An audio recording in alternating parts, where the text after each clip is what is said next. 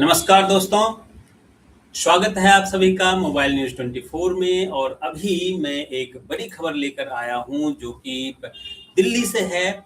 जैसा कि आप लोगों को पता है, राजधानी दिल्ली में आज सुबह तड़के एक बड़ा हादसा हुआ जहां साकेत मालवीय नगर इलाके में एक रेस्टोरेंट में आग लग गई थी।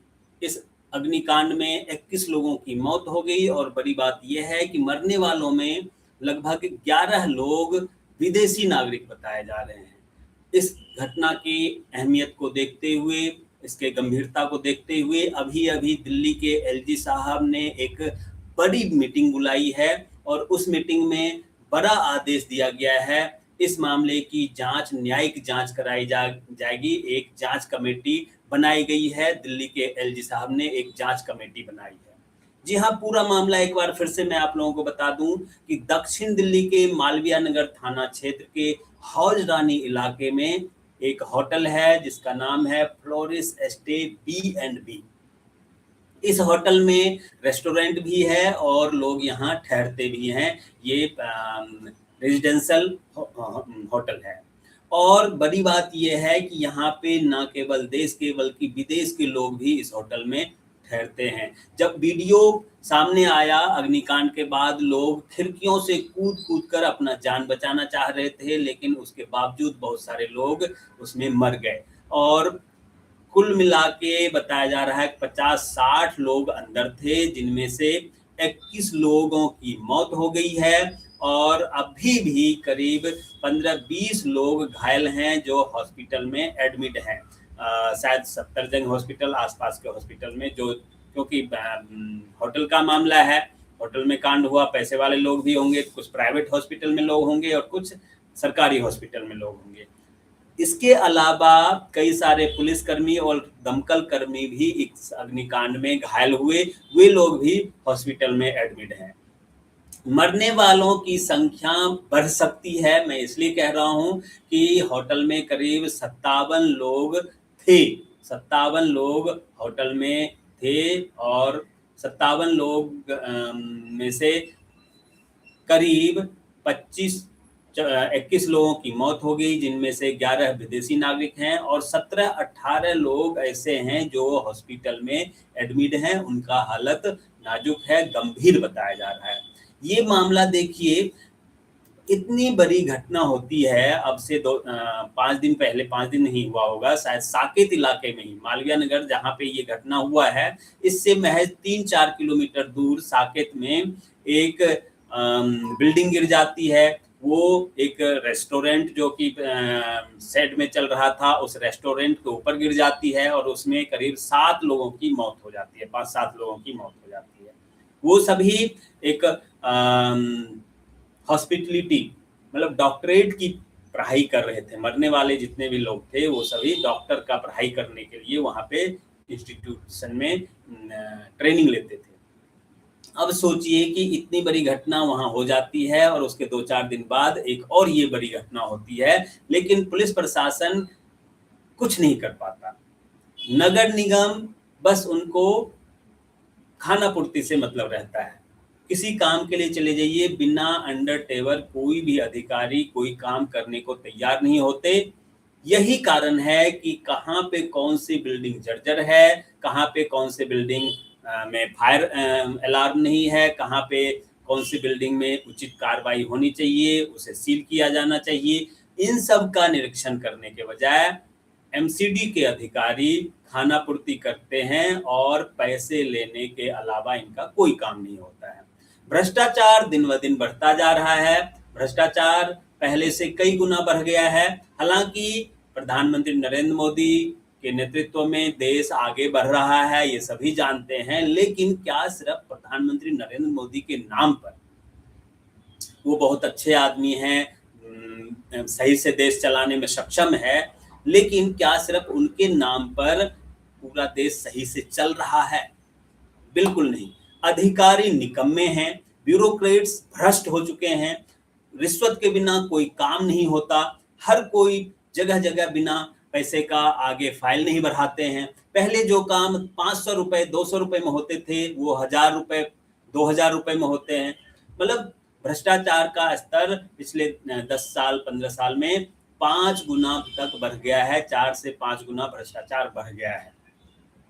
लोग हिंदुत्व के नाम पर वोट देते हैं, अच्छी बात है, देश में हिंदुत्व की भावना जागृत हो रही है, लोग एकत्रित हैं, विपक्ष के पास कोई एजेंडा नहीं है, मुस्लिम तुष्टीकरण की वो लोग राजनीति करते हैं, इसलिए देश के लोग उन्हें नहीं पसंद करते।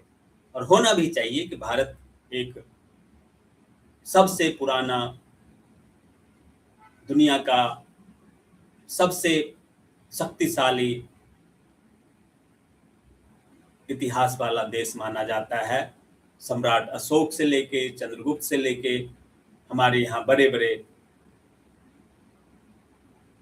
समाज सुधारक, विचारक हुए हैं, और उसी के विचारधारा को आगे बढ़ाते हुए नरेंद्र मोदी भी देश का कमान संभाल रहे हैं। उत्तर प्रदेश में योगी आदित्यनाथ भी कमान संभाल रहे हैं। लेकिन ये जो बिचौलिए हैं, बीच में भ्रष्ट लोग हैं, उन पर अगर नकेल नहीं कसा जाएगा तो ऐसे हादसे लगातार होते रहेंगे।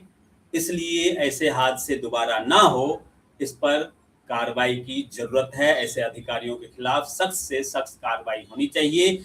जिन लोगों ने भी गलती की है उन पे कार्रवाई होनी चाहिए, उनके अधिकारी, उच्च स्तर अधिकारी के ऊपर कार्रवाई होनी चाहिए, ना कि सिर्फ छोटे लेवल के कांस्टेबल, पुलिस इंस्पेक्टर को आप तबादला कर दें, लाइन हाजिर कर दें, या फिर एमसीडी के किसी छोटे मोटे इंस्पेक्टर को, जेई को सजा दे दें। इससे काम नहीं चलेगा, उसके बड़े अधिकारी पर भी नकेल कसने की जरूरत है, तभी ये लोग सुधरने वाले हैं।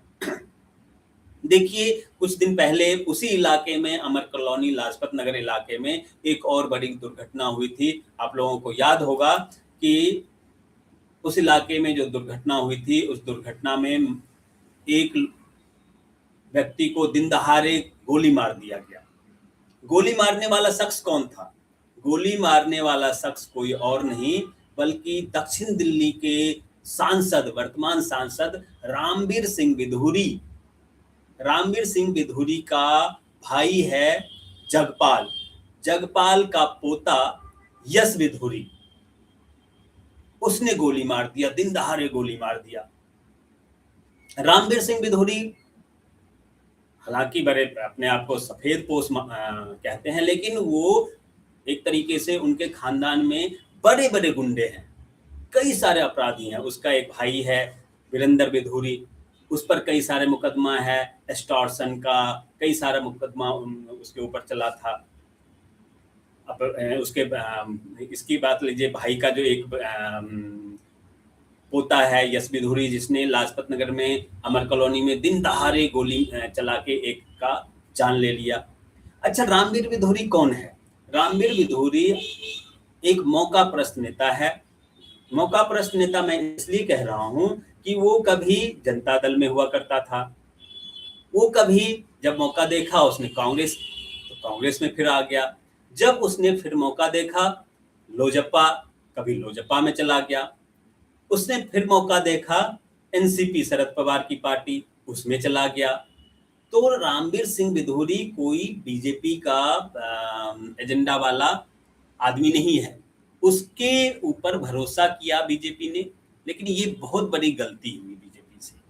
बीजेपी ने एक अच्छे व्यक्ति रमेश विधूरी का टिकट काट के दक्षिण दिल्ली से रामवीर विधूरी को सांसद बना दिया। ठीक है, विधायक तक तो वो ठीक था, लेकिन अब वो सांसद बन गया है और उसके गुंडे लगातार क्षेत्र में उगाही करते हैं।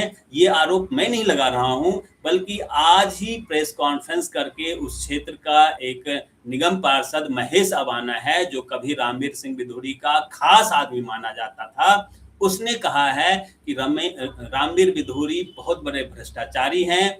वो कई लोगों के साथ मिलकर भ्रष्टाचार करते हैं। उजागर इसलिए नहीं होता कि मोटी रकम वो उस क्षेत्र में अधिकारियों को भी अपने साथ मिला के या फिर डरा धमका के बीजेपी शासन के नाम पर, कि बीजेपी शासन में वो है, बीजेपी के नाम पर बड़े नेता उनके साथ हैं, उनके कहने पर पुलिस वाले कुछ नहीं करेंगे, पुलिस वाले भी डरते हैं, ईडी वाले भी डरते हैं कि उनके ऊपर कोई कार्रवाई नहीं होगी। लेकिन रामवीर सिंह विधूरी एक शातिर नेता है, इसमें कोई संदेह नहीं। उसके भाई का पोता यश विधूरी ने दिन दहाड़े गुंडागर्दी करते हुए एक व्यक्ति को गोली मार दी। ये आप साफ देख रहे हैं किस प्रकार से हुआ।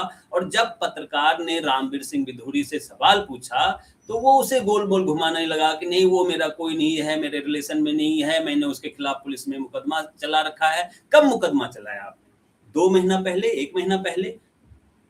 आपको सांसद बने हुए 1 साल से ज्यादा वक्त हो गया है, आपने पहले कार्रवाई क्यों नहीं की?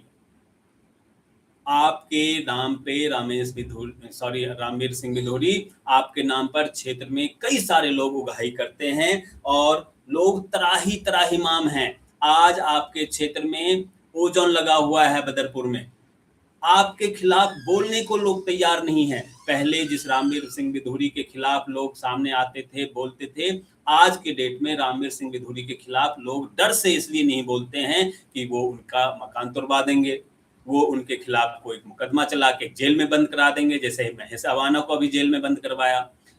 ऐसे ही पहले भी कई सारे लोगों को इन्होंने जेल में बंद करवाया था। आपको याद होगा रामवीर सिंह विधूरी ने किस प्रकार से उस क्षेत्र में बड़े बड़े लोगों के खिलाफ कार्रवाई की, यहाँ तक कि वर्तमान विधायक भी उनके खिलाफ बोलने से कतराते हैं।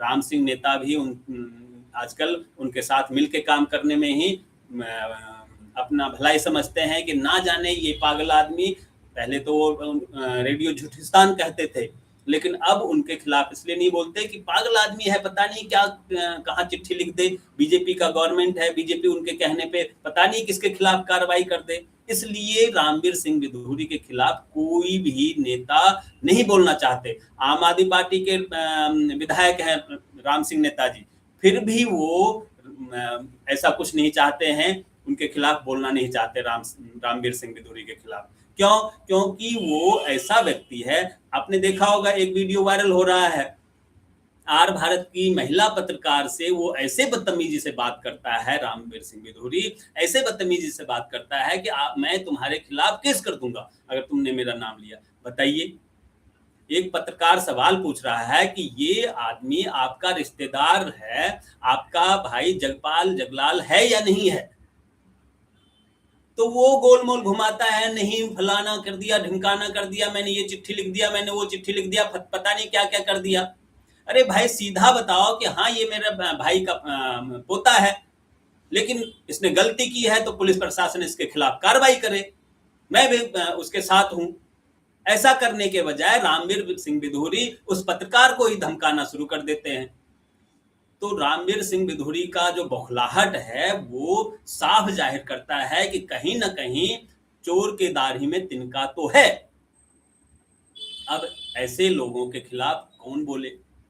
पत्रकार भी बोलने से डरते हैं, कई सारे पत्रकारों को भी उसने जेल में भिजवाया है। तो रामवीर सिंह विधूरी से लोग इसलिए डरते हैं कि वो कोई ना कोई कार्रवाई कर दे। पहले तो कांग्रेस में थे, लेकिन अब तो बीजेपी का राज है।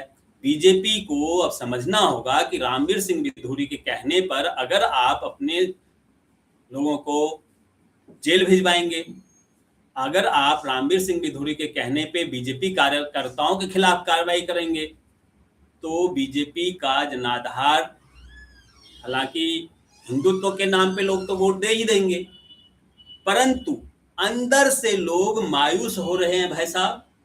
रामवीर सिंह विधूरी के कारण दक्षिण दिल्ली क्षेत्र के लोग बीजेपी से मायूस हो रहे हैं, बोलना नहीं चाहते हैं, पार्टी फोरम में बोलते हैं लेकिन उनकी सुनवाई नहीं होती है।